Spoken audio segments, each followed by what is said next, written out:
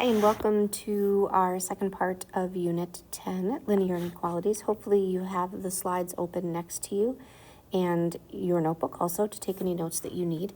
We're going to go through a little bit of review, and then we will get into our actual problems today. So far this year, we've worked with lots of different kinds of functions, and we've talked about the multiple representations of these linear functions. So today we're going to talk about one more. We're going to add in the idea of an inequality versus an equal, and we're going to see how that affects our graphing. So we have two learning targets for the week. The first one is I can solve an inequality algebraically and represent the solution on a coordinate graph. And then the second is that I can solve a system of inequalities and represent the common solution on a coordinate graph. That we will get to on Thursday. So before we get started, we're going to do a review of some simple inequalities just to bring all that information back to the forefront of our thoughts.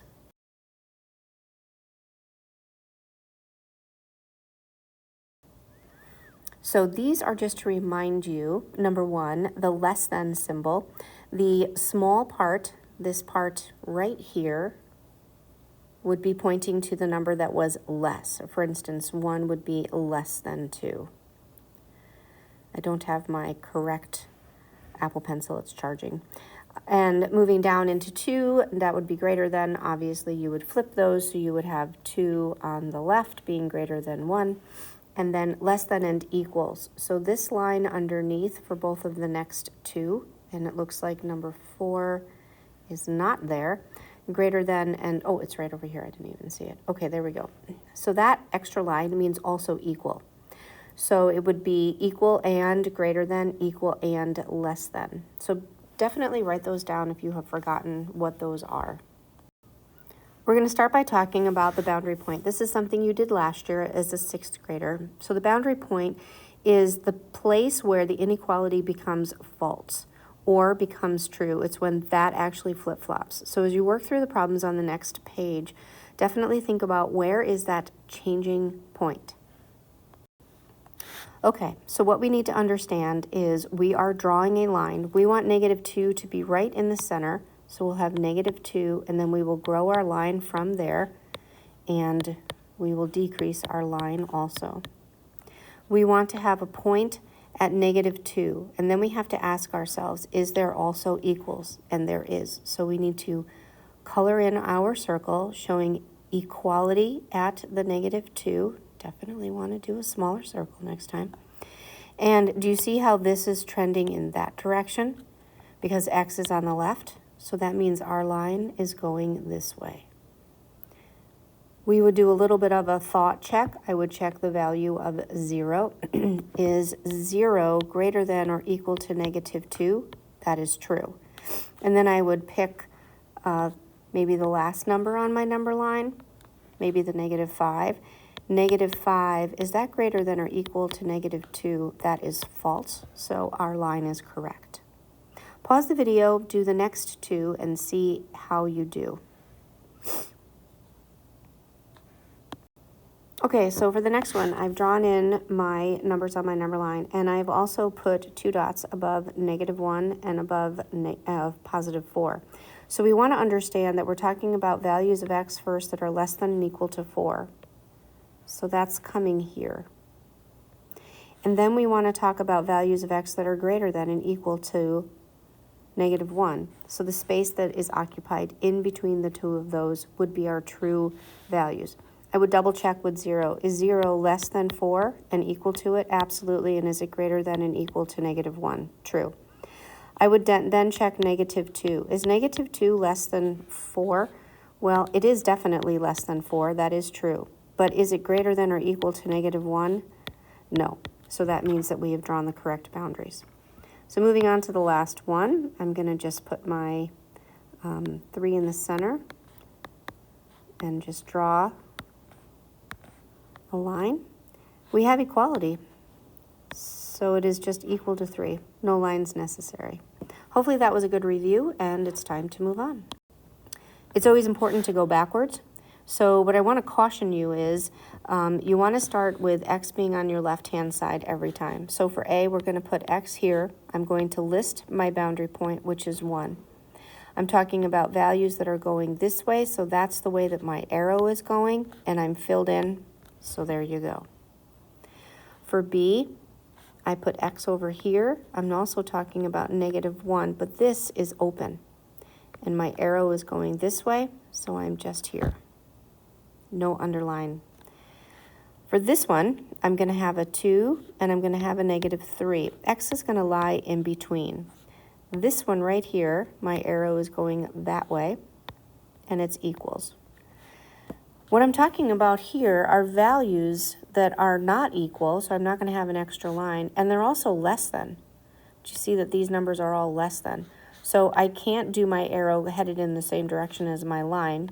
I need to talk about values of x that are less than. So x needs to be less than -3, but at the same time it needs to be greater than 2. Moving into the next one, I'm going to have my 2, x in the center, and I'm going to have, let's say that that's -4. That looks a little bit janky. So what's happening here? I'm talking about values of x that are less than and equal to -2, but I'm also talking about values of x that are greater than and equal to, nope, not equal to, just greater than -4. So hopefully that helped, and let's move on. So let's talk about solutions to the linear inequality. So in solving an inequality for the boundary point, you follow all the rules of algebra, you show all your steps. There are specific rules for inequalities that need to be remembered, and that's the negative rule. So when you multiply or divide both sides of an inequality, you need to change the sign. For instance, I'm going to give you a little example right here. If I have -3x, and that is greater than or equal to 12, I know that following the rules of algebra, I would divide by -3 on each side because that's the coefficient. So x is going to pop out, but what ends up happening is this has to flip because of the division of the negative. So that's now going to change to be that. So keep that in mind. We will definitely give you at least one of those. And here's a more specific explanation if you would like to take a minute to read through that. So let's go ahead and solve this linear inequality for the boundary point. So again, I want to add 5. I'm going to change that since I put the wrong one there. I'm going to add 5 to each side. That leaves me with an intentional 0. So I have 2x is greater than or equal to 8. I'm going to divide by the coefficient, and x would be greater than or equal to 4. I'm going to complete my number line. I'm going to make my life a little bit easier and just do that, which is fine. I'm going to have a filled in circle above 4, and I'm talking about values that are greater than 4. I'm going to double check that because we check everything in the math class. You want to check back with the original equation, not what you have solved for. So I'm going to put the value of 7 in and see if that works. So I'm going to have 2 times 7 minus 5, and that must be greater than or equal to 3. 14 minus 5 greater than or equal to 3. 9 greater than or equal to 3, that checks. Now I'm going to find one that doesn't check, and I'm going to use 0. So 0 should not work. So 2 times 0 minus 5 should end up being greater than or equal to 3. -5 greater than or equal to 3, no. So that works. So x is greater than 4 is definitely my solution set. Okay, so here we go. We're going to add 7 to each side to create our intentional 0. We're going to have x is less than 5. So I'm going to create my line, my number line. I'm going to place an open circle above 5, and I'm talking about values that are less than 5. So the first value I'm going to check is 0 because that makes life so much easier for me. And I get -7 is less than 2, which checks. Now I'm going to check a number that's greater than that, and I think I'll just use 6. So 6 minus 7 is less than, this needs to be a negative 2, is less than negative 2. And that ends up being negative 1 is less than negative 2, which is not true. So that did work. Okay, let's do one more. This has multiple moves, so just reminding you that you need to solve for the actual variable. I'm going to subtract this 3m so that I do not end up with a negative value for my variable and end up having to flip my inequality. Intentional 0. 2 is less than or equal to 5m minus 8 plus 8. I get 10 is less than or equal to 5m. So 2 is less than or equal to m. And I'm going to do my line. So I'll have 2.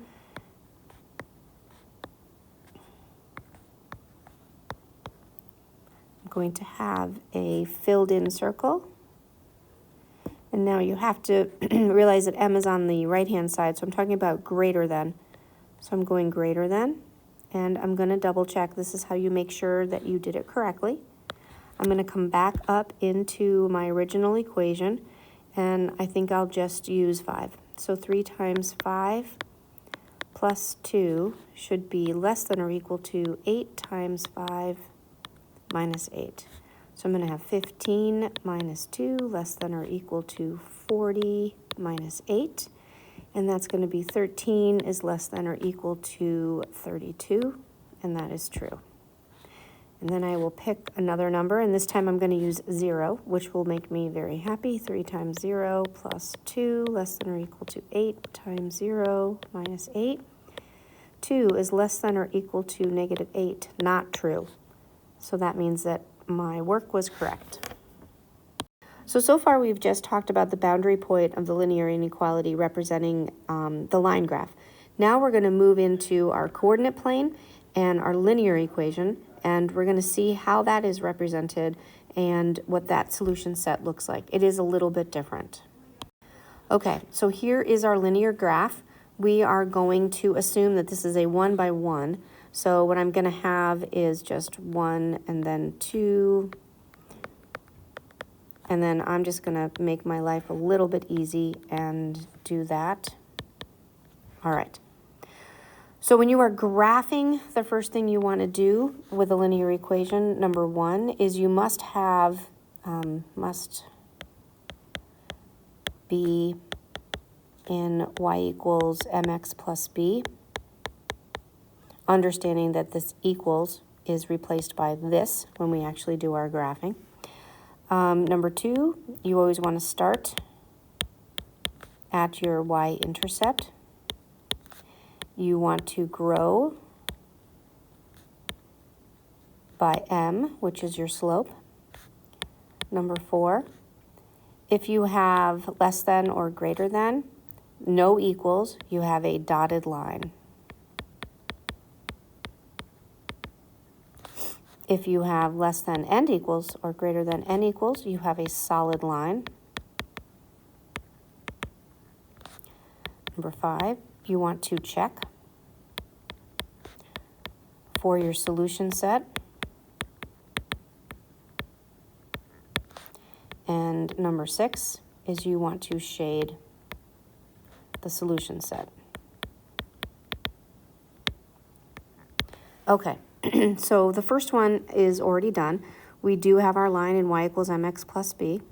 So we are going to start our graph at our y-intercept. So that is plus 3. So 1, 2, 3. So we're going to put a dot right there. Dots are very important when you're doing linear equations. So I have a slope of rise 1 and run 2. And rise 1 and run 2, excuse me. I'm going to go and fill in as many as I can. And that's as many as I can. Okay, so I've done step 1, 2, and 3. Now, I need to ask myself, do I have equals? I do not. So I'm going to have a dotted line. Now, I know that you guys can do that in Notability, which is lovely. Of course, I cannot. So I'm going to have a dotted line, and you need to really make sure that you are emphasizing that dotted line. Must have arrows at the end. That has to be the rule because it's a line. Okay, so now I'm checking for the solution set. So this goes back to why I was kind of forcing the check before. So I'm either going to be shading below my line or above my line. So one thing I want to point out for you is this right here, your 0. Do you see how 0 is definitely either part of the set or not part of the set? So you're going to want to check 0 as many times as you possibly can. So I'm going to go ahead and I'm going to plug 0 into my original equation for x and for y. So I'm going to be checking the coordinate point 0, 0. So I have 0 is less than or equal to 1/2 times 0 plus 3. I have 0 is less than 3. That is true, which means that 0 is part of my solution set, which means that my solution set is everything below, up to, and including my line. And you are going to shade the whole thing to show that that is all true. So I'm just shading it all in, and I'm doing a nice job. I'm connecting everything. I'm not leaving open spaces to show that it's not equal at that point. And that is my solution set, right up to that line. All right, hopefully you wrote those instructions down. I will not be writing them down on the next slide. So let's try it again. I'm just working on my... So on this last problem, this problem is here so that we can talk about the fact that we can't graph something like this. This is technically written in standard form. AX plus BY is equal to C. In this case, in the inequality form. So the first thing that you need to do, step 1, would be to convert this equation into slope-intercept form, a y equals form. So in order to do that, we are going to go ahead and we're going to subtract 2x from each side. And then that's going to leave us with an equation that looks like 2y is greater than -2 minus 2x. Then we have to divide by that coefficient of y, so we're going to divide each piece by 2, and that's going to leave us with y is greater than -1 minus x. So we know we have a slope of -1, and we have a starting value of -1 also. So we're going to have our grid be a 5 by 5 again. I'm just going to write that down real quick. And we're going to go ahead and we're going to start at -1, which is right here. That's our first point. And we're going to rise and run so we have a line that's trending down as we go left to right. So that's going to end up just, you know, tracking right through just like this. I'll just do it real quick. And then we do not have a solid line because we don't have also equals. So we're going to do our dotted line trending all the way through.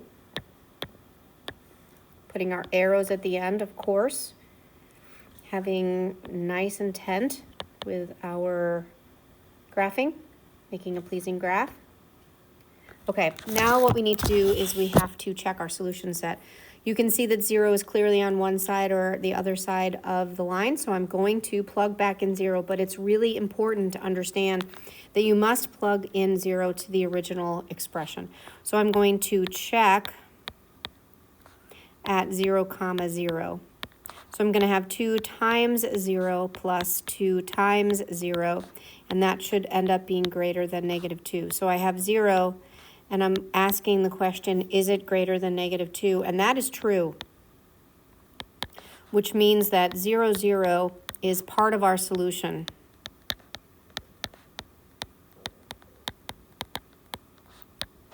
For this set of equations. So now we can go ahead and we can shade above our line. So I'll change over here to my marker. And we are shading above our line over here because that's the part of our line that includes that 0, 0 spot. You can go ahead and you can plug in a number that's on the opposite side, like -1, just to prove that it doesn't work. But that's not really something that I'm going to require you to do on a test. You need to prove the 0, point, and that's going to end up being enough. So this is a little bit sloppy. I'm trying to clean it up so it looks nice and neat. And that is the end. So what I'd like you to do now is close out of this and then go back into the modules, open up today's module, again, the Tuesday module, and your R&P is out there for the day. And just do problems A, B, and C, D for number 1.